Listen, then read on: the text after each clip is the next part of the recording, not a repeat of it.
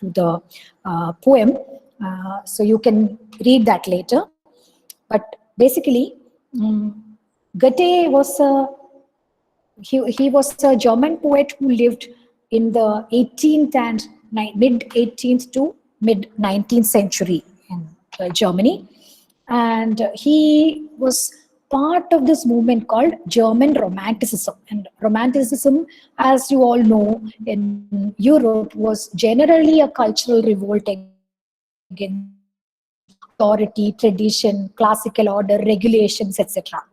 So in the 19th century, we can see the impact of this romanticism in English literature with romantic writers like Wordsworth, Coleridge, Shelley, Keats, Byron, etc., etc. But this kind of romantic movement happened earlier in Germany, from the late 18th to the mid 19th century. That was the time when generally in Europe and specifically in Germany, in German literature, we had this romantic revolt, romantic cultural revolt. And as we know, it is a particular attitude. Romanticism is an attitude that focuses on the individual's subjective experiences, irrationality as opposed to the rationality of neoclassicism, the creativity, emotions, etc. These are the things that are given more importance in Romanticism. And in English Romanticism, we know that there is also a lot of importance given to nature, but in European Romanticism, in German Romanticism, there is a lot of importance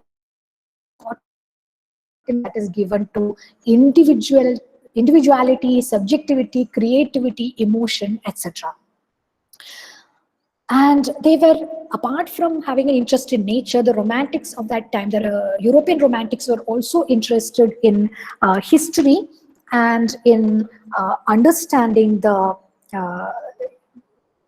different cultures, especially non-Western cultures. So there was a certain element of what could be called Orientalism in the European romantics.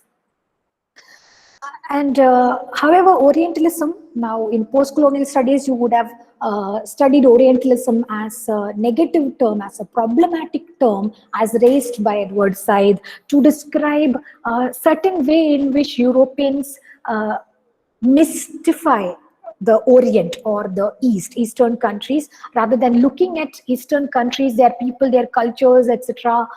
In a normal way.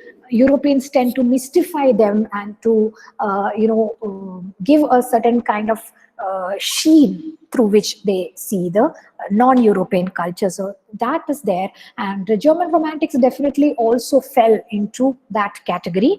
However, Goethe that way is also interesting because he tries to move beyond that kind of a very superficial understanding of Eastern culture, and he tries to understand Eastern culture, and he tries to go deep into Eastern culture.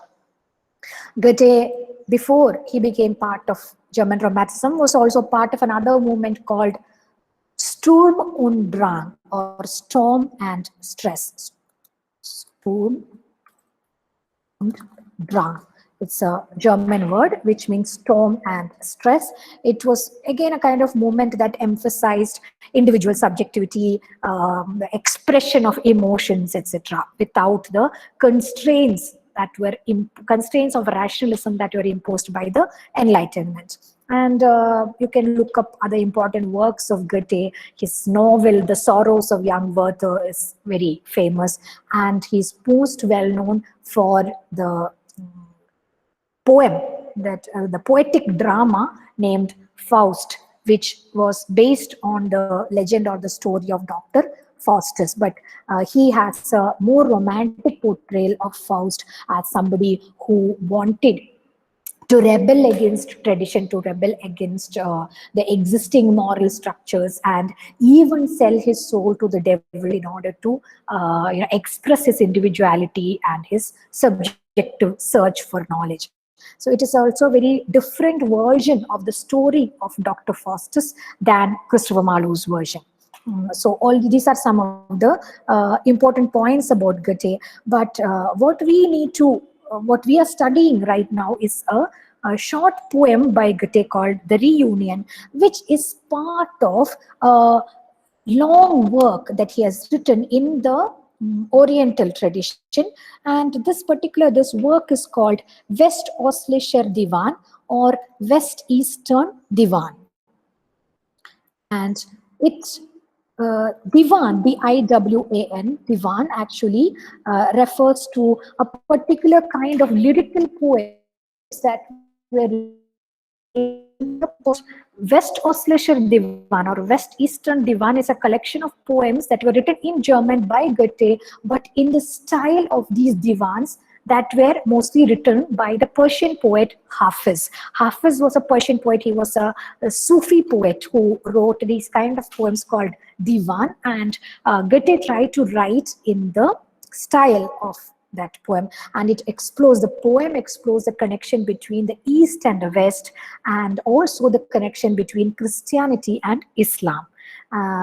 Because as you may know, there are a lot of connections, there are a lot of similarities between the Old Testament of Christianity and the Holy Book, the Quran, and many interpretations of these books. So there are this West Oslischer Divan is a collection which was written as 12 books, and each book is called, and this particular poem, The Reunion, is taken from a book called the Book of Suleika or Sulaika Nama. Sulaika Nama, also known as the Book of Suleika. So there are 12 books in West Oslischer Divan, and one book is called the Book of Suleika, from which this poem, The Reunion, is taken. Now, another thing we should keep in mind is that Goethe had a kind of very platonic love for a woman, a very intelligent, creative woman named Marianne von Willemer. Marianne von Willemer. I am typing all these details in the chat box. I hope you can see them. So Marianne von Willemer was the wife of one of his friends, but they both had a very intense romantic connection. It was not a physical or a sexual relationship, but rather it was an intense romantic platonic relationship, and they used to write to each other. They used to write poems to each other. And Goethe was very much inspired by a particular story, which is the story of Yusuf and Suleika, which is part of the Quran, which is also in some sense part of the Bible. Yusuf or Joseph is a character from the Old Testament, who's also part of the Quran, who was supposed to be a dreamer, and you must be familiar, many of you may be familiar with the story of Joseph and his many colored coat, and how he was a favorite of his father, but his brothers did not like him, so they threw him away. And then he went and first he was taken in by a person named Potiphar, and this man tried to adopt him and look after him as his own son, but Potiphar's wife fell in love with Joseph. And in certain versions, her name is Suleika.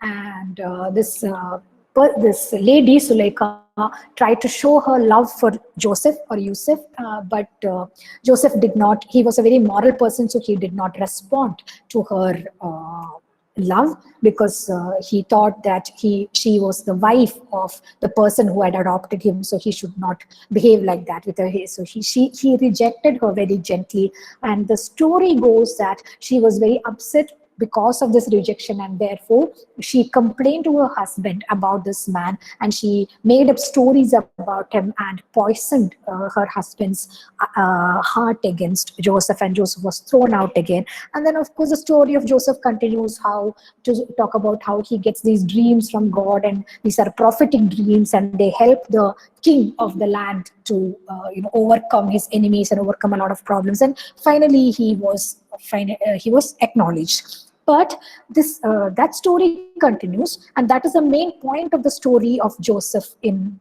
the holy text.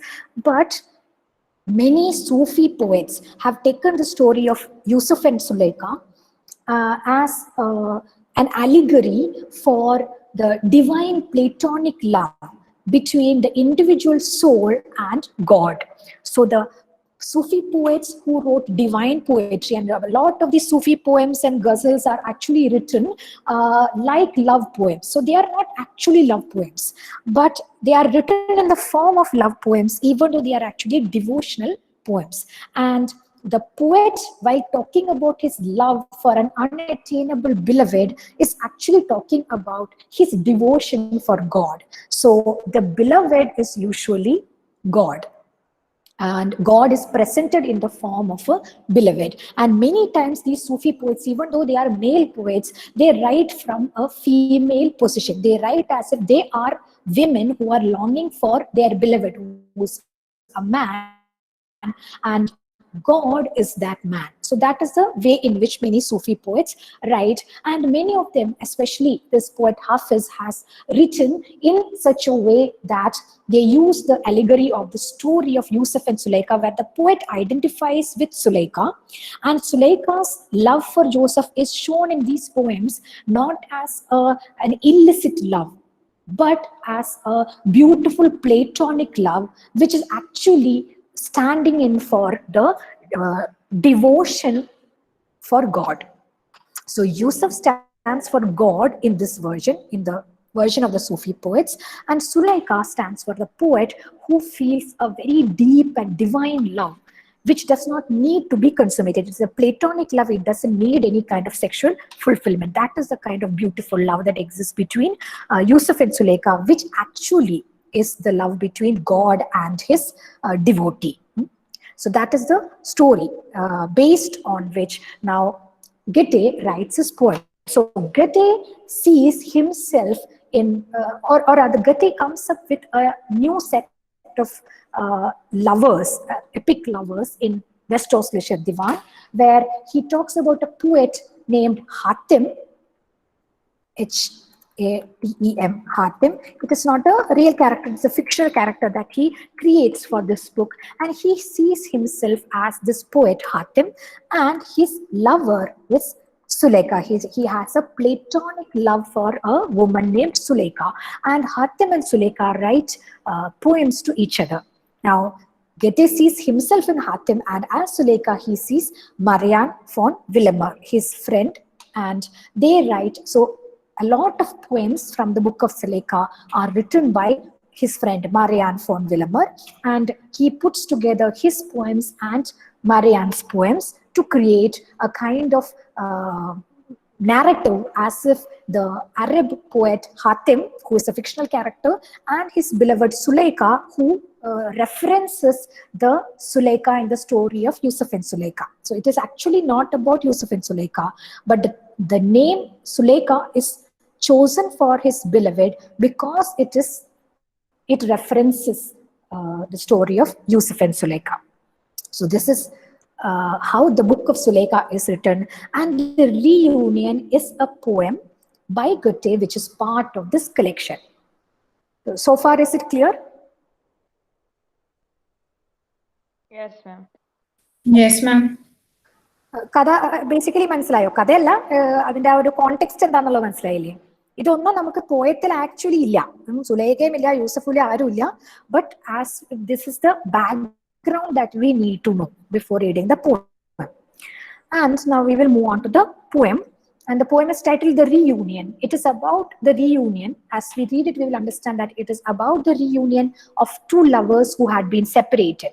So there is a man and a woman who are in love. They were separated and now they are together. They have reunited, and it is the man's or one of the lovers. What does this person feel at the moment of reunion? That is what is presented as the poem. But what we also realize when we read the poem is that it starts with the reunion of these lovers, but then it goes into a completely different universe by talking about the creation of the universe by God.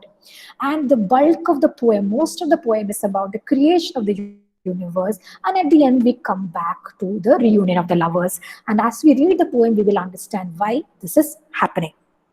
So we will read the poem quickly once, and then we will go stanza by stanza. The Reunion by Johann Wolfgang von Goethe. Can it be, of stars the star, do I press thee to my heart? In the night of distance far, what deep gulf, what bitter smart?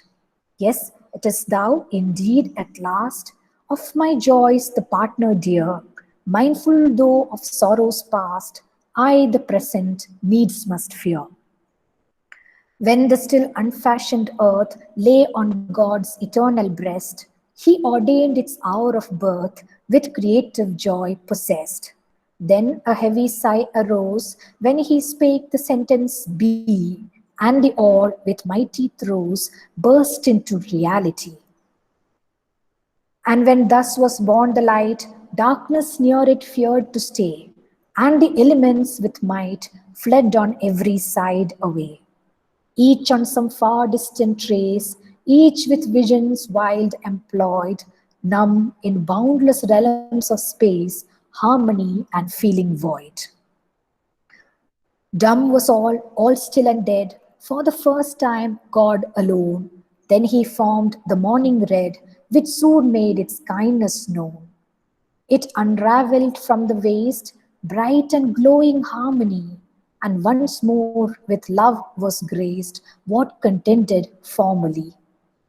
And with earnest noble strife, each its own peculiar sort, back to full unbounded life, sight and feeling soon were brought. Wherefore, if it is done, explore how, why give the manner name. Allah need create no more. We His world ourselves can frame. So, with morning pinions brought, to thy mouth was I impelled, stamped with thousand seals by night, star clear is the bond fast held. Paragons on earth are we, both of grief and joy sublime, and the second sentence be, parts us not a second time. So this is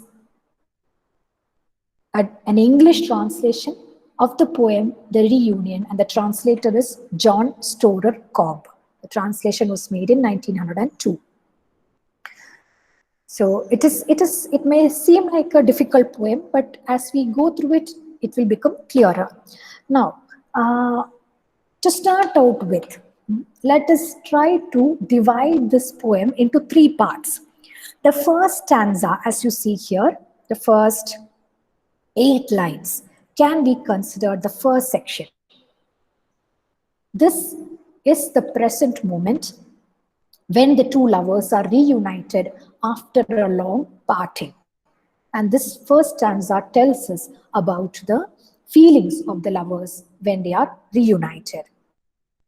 Then, from the second stanza onwards, we move on to a different context altogether. Suddenly, there is a sudden jump from that to the story of the creation of the universe. And why that comes, we will talk about. And then it goes on until the very last stanza, where actually we are brought back to the first moment when the two lovers are reunited, but the emphasis is completely different. But so we will come to that. Now we will. This is how we can divide the poem into three parts. The first part, the first stanza is in the present. Then the next 4 stanzas are about the creation of the universe. And after having said all that, in the very last stanza, we come back to the reunion of the lovers that we saw in the first part. So 3 segments, and the first segment and the third segment come together. So there is a circular nature to the poem. There is a way in which the poem comes full circle. There is a closure in the poem. It begins where it ends. Now we will go line by line. First stanza. Can it be, of stars the star, do I press thee to my heart? In the night of distance far, what deep gulf, what bitter smart? Yes, it is thou indeed at last, of my joys the partner dear. Mindful though of sorrows past, I the present needs must fear. And When we read these lines, we can also see that in most of these lines, there is an inversion of the structure of the sentence. So we know that in poetry, sentences are not written using the same kind of structure as in prose writing. And this poem is a good example of that, where usually whatever the structure that we use usually to say something in prose is completely inverted in poetry. For example, let's see how the poem begins. Can it be? It starts with a question. Can it be? And it is, however, not a question mark, but an exclamation mark. So the poet is facing something which he considers an impossibility, but the impossible has happened. So can it be means, is this possible? But it is not posited as an actual question requiring an answer, but rather as a rhetorical question.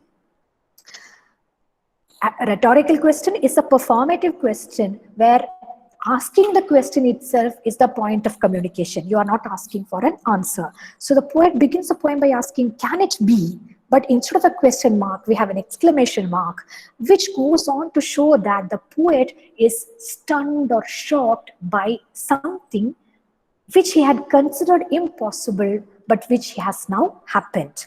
So impossible ആണ് എന്ന് കവി വിചാരിച്ചിരുന്ന എന്തോ കാര്യം സംഭവിച്ചു. അതിലുള്ള ഒരു നടുക്കം, ഒരു ഷോക്കാണ് ആ ഫസ്റ്റ് ക്യാൻ ഇറ്റ് ബി എന്നുള്ള ആ ഒരു ഇന്റർജെക്ഷനിൽ നിന്ന് നമുക്ക് മനസ്സിലാവുന്നത്. What has happened? What is this impossible thing that has happened? Of stars the star, do I press thee to my heart. So he is now addressing somebody and calling them of stars the star. This is an inverted structure. It just means the star of stars, or you who are like the star of stars. Among stars, you are the brightest. That is why I call you the star of stars. എല്ലാ നക്ഷത്രങ്ങളിലും വെച്ച് ഏറ്റവും bright ആയവളെ എന്നുള്ള രീതിയിൽ he is addressing his beloved. You who bring brightness into my life, you who are brighter than the brightest of stars, you who are a star among stars. Of stars, the star. Can it be? Of stars, the star. Do I press thee to my heart? This is the unbelievable thing that is happening to the poet. Is it true? Is it possible that I am pressing thee? I am pressing you to my heart. What does it mean to press someone to your heart? It means to hold them close to you. It means to embrace them. So I seem to be embracing you, my beloved, star of stars. But how is this possible? Is it really possible? You are in my hands, you are in my arms, I am holding you, I am touching you, but still it is unbelievable to me that this has finally come true, because we were separated. We never thought we would be able to meet, but now we are reunited, and I am holding you, O star of stars, close to my heart. Can it be? Of stars the star, do I press thee to my heart? In the night of distance far, what deep gulf, what bitter smart.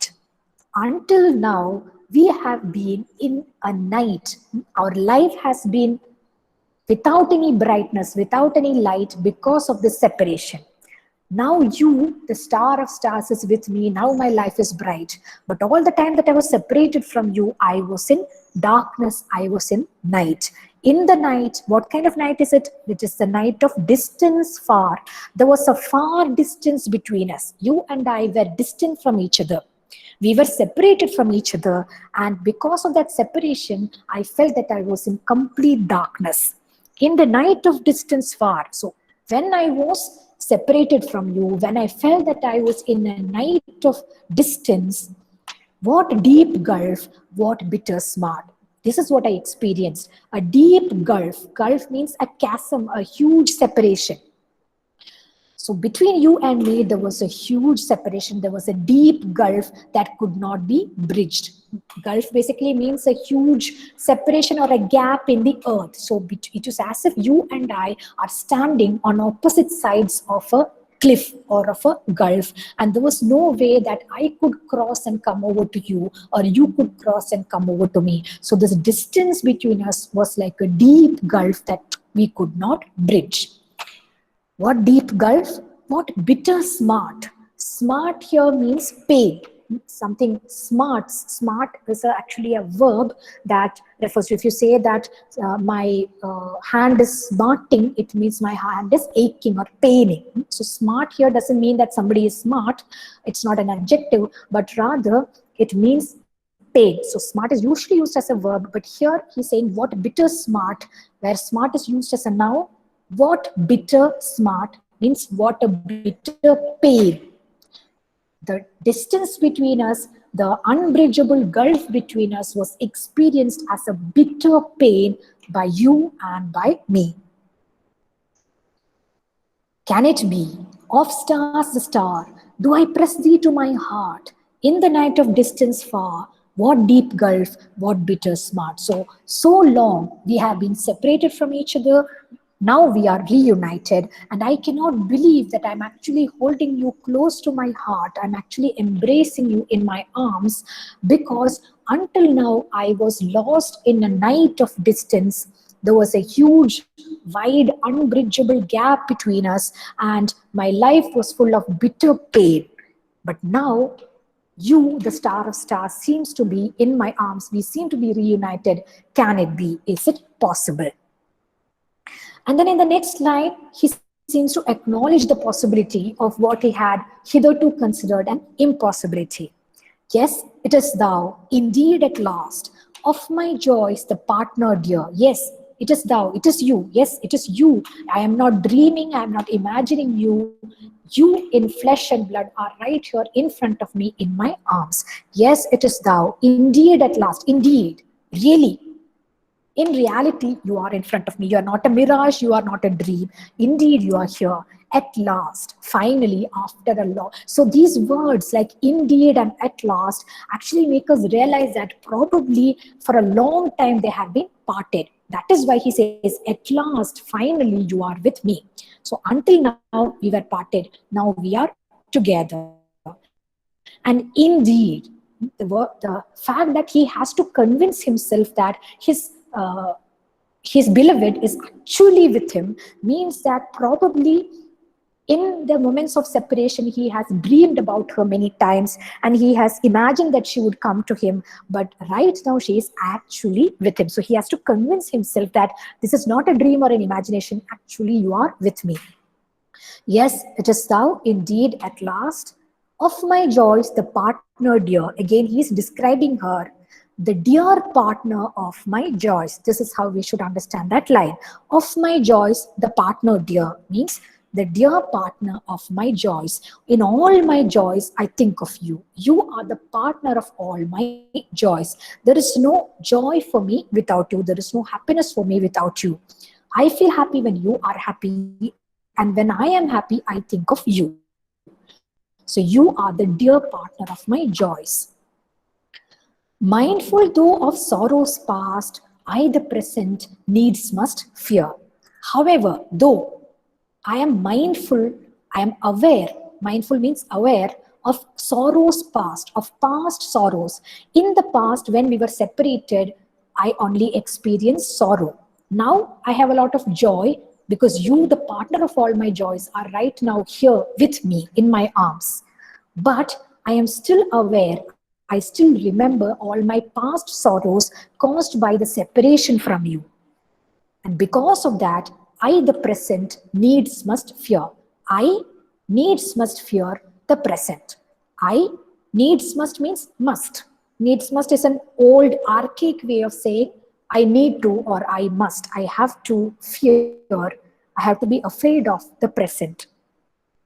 In the present, you and I are reunited. We are happy in our reunion. But in our past, there was a lot of sorrow. There was this unbridgeable gulf between us. There was the bitter pain of separation, which I felt like a night. And there was no light in my life without you in the past. And even though we are happy now, even though we are reunited now, I cannot forget the pain of separation that I experienced until recently. My past was full of pain because I was separated from you. So now, even though we are together, even though we are happy, I cannot forget the pain of that past. So I have to fear the present. I cannot take the present for granted. I cannot just allow myself to be happy that I am reunited with you, but I'm always worried, what if I am separated from you again? What if I have to go through all that pain and suffering again? So this is the meaning of the first stanza. Can it be?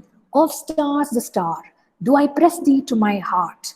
In the night of distance far, what deep gulf, what bitter smart? Yes, 'tis thou indeed at last, of my joys the partner dear. Mindful though of sorrows past, I the present needs must fear. So, in the first stanza, the poet is addressing his beloved as the star of stars, as the dear partner of his joys, and initially he is unable to believe that after a long and sorrowful separation, they are now reunited. And then, in the second moment, he is able to believe it. He realizes that his beloved is actually with him finally, but still he is not completely happy. He is unable to completely enjoy the beauty of the moment because he is haunted by the memory of the pain and sorrow that he experienced during their parting, during their separation, and he is still afraid that maybe they will have to face another separation, maybe they will be separated again. Is it clear? First stanza. Yes, ma'am. Yes, ma'am. Difficult ആയിട്ടൊന്നുമില്ലല്ലോ, മനസ്സിലായല്ലോ അല്ലേ? Okay. So now we are moving on to the second stanza where uh, it feels like a sudden jump, and the poet begins to talk about the creation of the universe. But keep this first stanza in mind. What is it that compels the poet, or what is it that inspires the poet to start talking about all those things? Keep it in mind, and then by the end of the poem we will understand why he is talking about it. Second stanza. When the still unfashioned earth lay on God's eternal breast, he ordained its hour of birth with creative joy possessed. Then a heavy sigh arose when he spake the sentence be, and the all with mighty throes burst into reality. So this is how he believes that the world was created. So when the still unfashioned earth lay on God's eternal breast, God is eternal. God does not have a beginning or an end. God pre-existed the entire creation. That is the idea of God. So God's breast means God's heart. God, God's mind or God's heart, just like God, God's mind is also eternal. So God's eternal breast just means that God is eternal, and in his mind, in his heart, what lay? The still unfashioned earth lay. The earth, before it was created, was just a concept in the mind of God. It was unfashioned. To fashion something means to shape it, to create it. So the earth is something that was fashioned by God. But before the moment of creation, the earth was unfashioned. It had not yet been created. And before it was created, what was it? It was just an idea, a concept in the heart of God, in the mind of God. When the still unfashioned earth lay on God's eternal breast. So at that time, before the creation of the universe, when God, who is eternal, conceived initially of the idea of creating the earth, he ordained its hour of birth with creative joy possessed. Suddenly, God was possessed with creative joy. He suddenly felt that, okay, I want to create something. He felt that joy of creation. And in that very moment that God thought, okay, I want to create the universe, the hour of the universe's birth was ordained.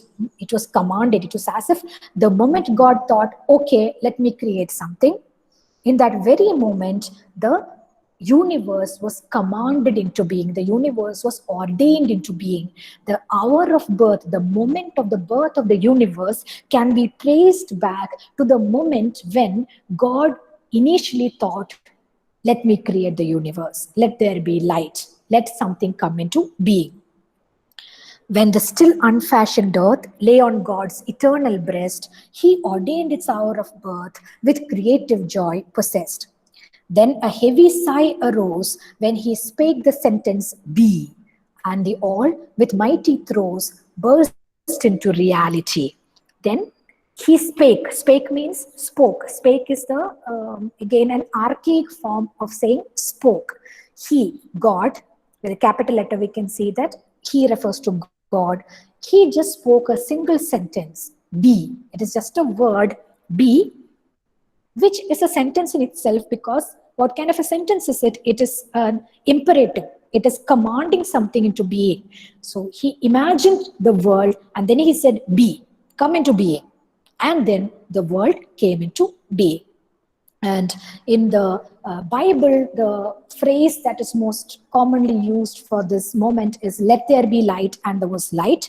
But in Arabic and in Persian, the phrase is "Kun fayakun." You may be familiar with the song, Hindi song of the same name, but "Kun fayakun" means "be," and it was. So God said, "Be." Be means come into being, come into existence, and the universe came into existence. So the idea of the creation of the universe is that God did not create every single element one by one, but rather the creation of the universe can be traced to a single moment when God said, be, exist. It was a command, it was an imperative sentence, and then the universe came into being. Because it has to obey God, it came into being. Then a heavy sigh arose when he spake the sentence be. When God said be, there was a heavy sigh, as if the universe is suddenly coming into being. Something that did not exist until then is coming into being, and that sigh is the moment of the creation of the universe. It is as if the universe, which did not yet exist, was lying in wait to be called into existence by God. And the moment God said, be, the universe suddenly realized its purpose. It realized that, okay, now I have to come into existence. And with a heavy sigh, it came into existence. And the all, with mighty throes, burst into reality. Now, this is different from the idea that God created, different things: heaven, earth, angels, animals, and finally human beings. That is one narrative about the creation of God.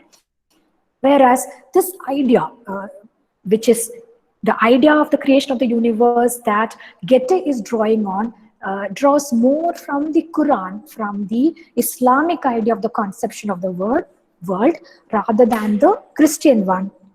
And this one says that in that one moment, the single moment, the all, everything burst into reality in one moment with mighty throes. And as we continue in the next stanza, we will get to see that this is very similar to the scientific idea of the Big Bang, where scientists say that the universe was created in a moment, something called a Big Bang, where everything, it is as if something, one atom or something came into being, and then there was a bang, and it just went in all different directions, and then the universe kept expanding from there, and that is how everything was formed. So this idea of creation that Goethe uses is very close to the idea of the Big Bang. It is that God said be, and then everything came into being in one moment, maybe as an atom, maybe as a very small, minute thing, but everything came into being at one moment. It burst into reality with mighty throes, with a mighty struggle. So this is the first moment of creation. With this, when the still unfashioned earth lay on God's eternal breast, he ordained its hour of birth with creative joy possessed. Then a heavy sigh arose when he spake the sentence be, and the all, with mighty throes, burst into reality. In the second stanza, Goethe describes the first moment of creation when God gets the idea of creating the universe, and in the same moment as he gets his idea, he is possessed by a creative joy and he says the word be, and again in the same moment, the universe comes into existence. So there is no delay between God deciding to create the universe and actually creating the universe and the universe coming into being. Rather, all this happens in synchrony in a single moment. God is suddenly possessed with the creative joy, with the joy of creation, decides to create the universe, commands the universe to come into existence, and the universe comes into existence. Be, and it was. Kun fayakun. Is that clear? Yes, ma'am. Yes, ma'am. So in the next stanza, this will be taken further, because the universe coming into existence is not just one moment, but Goethe presents it as a series of things that happens. And we will continue this description in the third stanza. And when thus was born the light, darkness near it feared to stay, and the elements with might fled on every side away, each on some far distant trace, each with visions wild employed, numb in boundless realms of space, harmony and feeling void. So this is how the light was born. This is how the universe first came into being. So there we can see that be and it was and let there be light and there was light are both the same thing basically. And when thus was born the light, darkness near it feared to stay. So when God said be, the entire universe came into being and there was light. Suddenly, before that there was darkness, and now you can slowly see some connections between the darkness that existed when the two lovers were separated and the darkness that existed before the creation of the universe. And so we can slowly come to the conclusion that when the lovers reunite, there is brightness in their life. It is almost similar to how the universe is being created, but there is more to it. We will slowly come to that. So, and when thus was born the light, and when thus the light was born, and when God said, come into being, and the entire universe came into being, light was born for the first time. Darkness near it feared to stay. Darkness feared to stay near it. Light came and expelled all the darkness. Before the creation, there was only darkness. And when light came into being, darkness was afraid to be near the light. Darkness fled far away. And the elements with might fled on every side away. And when the light was born, darkness fled away, and that also means that there were different elements that were all fused into one initially. Like the Big Bang, initially some oneness was there in creation, but then there was a splitting, there was a Big Bang, and then the elements started fleeing, started running away, or started moving away on every side with might, with a lot of force. So this is actually like the Big Bang. When the light was born, darkness started to flee away from the light, and the different elements which were all initially fused together into one in the light, suddenly they are burst apart, and the different elements start to go in all sorts of directions, and that is how the universe starts to come into being. And when thus was born the light, darkness near it feared to stay, and the elements with might fled on every side away, each on some far distant trace, each with visions wild employed, numb in boundless realms of space, harmony and feeling void. So each element that was created. Now, earlier when the universe was created, it was all എന്ന് പറയുന്നത് ഒരു സാധനമായിരുന്നു. It was just one entity. But when it bursts into several entities, then each of them have individuality. Each element is now going far, far away from each other, from one another. A Big Bang പോലെ തന്നെ എവിടെയാണ് ആദ്യം manifest ചെയ്തത് അവിടെ നിന്ന് വളരെ ദൂരത്തേക്ക് ഇതെല്ലാം തെറിച്ചു പോവുകയാണ്. Each on some far distant trace means path. It is as if each element has a trajectory, has a path, a way that it has to follow. ഓരോ എലിമെന്റിനും പോവാൻ അതിന് നിയോഗിച്ചിട്ടുള്ള, അതിന് എഴുതപ്പെട്ടിട്ടുള്ള എന്തോ വഴിയുണ്ട്. ആ ട്രേസിൽ കൂടെ, ആ പാത്തിൽ കൂടെ അത് പല വഴിക്ക് പോവാണ്. And each path is far distant from each other. So that is how the elements are scattered across the universe. That is how the universe comes into being. Each element on some far distant trace, each with visions wild employed. Each element was employed with wild visions. Each element was endowed with wild visions. God has given a vision to each element. That means each element has a purpose. And depending on that purpose, which is ordained by God, the elements have to make their own trajectories. Whatever is created, it has a purpose. It has to go and fulfill that purpose. And therefore, it cannot stay as part of the one, because when the world was a concept in God's mind, because God is eternal, because God is one, the world was also one. At the moment of its creation, the oneness was destroyed and the world scatters, the universe scatters into multiple elements, each of which is given a separate purpose by God, a specific purpose by God. And in order to fulfill those purposes, the elements have to go on their pre-decided paths. ഓരോ element എവിടെ പോകണം, എന്ത് purpose fulfil ചെയ്യണമെന്ന് ദൈവം നിയോഗിച്ചിട്ടുണ്ട്, നിശ്ചയിച്ചിട്ടുണ്ട്. അതിനനുസരിച്ച് elements പരസ്പരം വളരെ ഡിസ്റ്റന്റ് ആയിട്ടുള്ള രീതിയിൽ അവർ തെറിച്ചു പോകണം, ബേസ്റ്റ് ചെയ്തിട്ട് പല വഴിക്ക് പോവാണ്. Numb. Each of the elements are also initially in their moment they are numb. Numb means you don't feel anything. There is no feeling.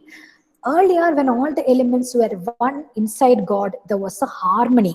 There was a kind of peace. There was a oneness to all the elements. But the moment they become distant from each other, the moment they are separated from God's mind, the moment they go on their own individual paths, then there is no more harmony. Harmony എന്താണ്? Unity വരുമ്പോഴാണ് harmony ഉണ്ടാവുന്നത്. പക്ഷെ elements ഒക്കെ പല വഴിക്ക് പോകുമ്പോൾ ആ harmony ഇല്ലാതാവാണ്. നം in boundless realms of space. Space is boundless. Boundless means there is no limit or no bound to space. Unlimited ആയ ഇൻഫിനിറ്റ് ആയ ഈ സ്പേസിൽ പല വഴിക്ക് പോയിരിക്കുകയാണ് ഈ elements. And because of that, because they are separated from parts of themselves, they are harmony and feeling void. They are feeling numb. They don't feel anything because they are void of harmony and void of feeling. Void means not having something. Void means empty. Each of these elements are empty of harmony because they are not together. ഒരുമിച്ചാണെങ്കിലാണ് harmony ഉണ്ടാവുള്ളൂ. And because they are empty of harmony, they are also empty of feeling. There is numbness, there is no feeling. So this is the second decides that the universe should come into being, and the universe comes into being. And then coming into being means separating from God and bursting into different elements, each of which have to go on their own trajectories to fulfill their own specific missions. And because they are going in different trajectories, they are no longer harmonious, they are no longer united, and therefore they are lost in different parts of boundless space. ഈ limitless ആയ സ്പേസിൽ എവിടെയോ പോയി കിടക്കുകയാണ് ഈ elements എല്ലാം. അവർക്ക് പരസ്പരം കണക്ഷൻ ഇല്ല, പരസ്പരം മുമ്പുണ്ടായിരുന്ന യൂണിറ്റി ഇല്ല. അതുകൊണ്ട് they are void of harmony, they are empty of harmony, and they are numb, they are empty of feeling too. And when thus was born the light, darkness near it feared to stay, and the elements with might fled on every side away, each on some far distant trace, each with visions wild employed, numb in boundless realms of space, harmony and feeling void. So in the third stanza, the poet continues the description of the creation of the universe that he had started in the second stanza. And he talks about how when the universe was created, when light was born, darkness flees away from light, and each element flees away from the center, from the union that had existed previously, and the elements scatter on their own preordained, predestined paths, searching for their purpose, which is given to them by God. And they have no other option but to go on these trajectories, searching for their purpose, to fulfill their purpose. But at the same time, the fact that they're separated from God, the fact that they're separated from their initial unity, makes them void of harmony and void of feeling. And again, now we can connect this to the lovers who were supposed to be united, and they were separated for a long time, and then they felt very sad, they felt sorrowful, they felt that they were in darkness, they felt that they were in a chasm, in a gulf. But now that they are reunited, they feel happy again. So when they were separated, they were like these elements that had gone to different parts, that had lost harmony and feeling during this moment of the creation of the universe. Is that clear? Yes, ma'am. Yes, ma'am. Yes, ma'am. We will pause here for now, and I will stop the recording.